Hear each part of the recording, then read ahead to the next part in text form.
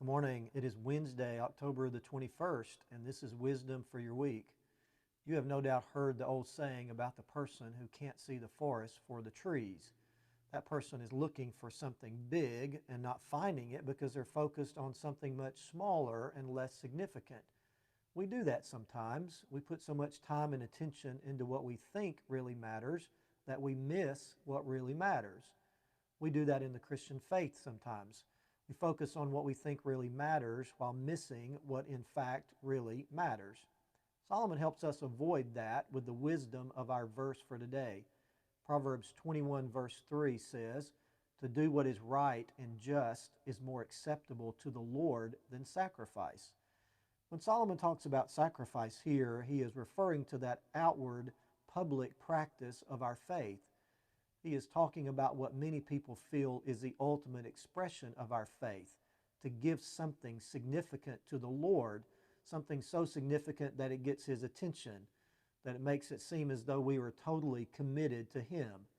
Now, to be sure, there are times that God does ask us to sacrifice, to give something to Him, to give up something, maybe to sell our possessions and follow Him, to go to the mission field, to go into full-time ministry, that sort of thing. But those big forest kinds of things is not where we mostly express our Christian faith. Solomon says that it is in doing what is right and just that pleases God. So the measure of our faith might not be in the big, flashy kinds of things, but rather in our daily obedience to Him.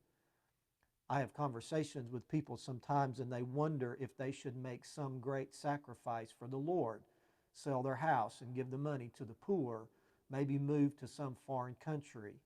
I tell them that God might be calling them to do that. He does that sometimes.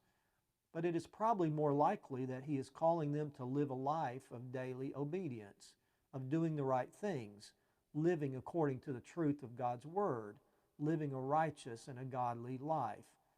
It is that daily life of obedience that God desires for all of us. It is not in the big things, the flashy things that He wants. He desires obedience rather than sacrifice. So don't think in terms of the forest today. Think about the trees. Think about how you can live in obedience to God in all that you do, in the big things and in the little things. And that's wisdom for your week.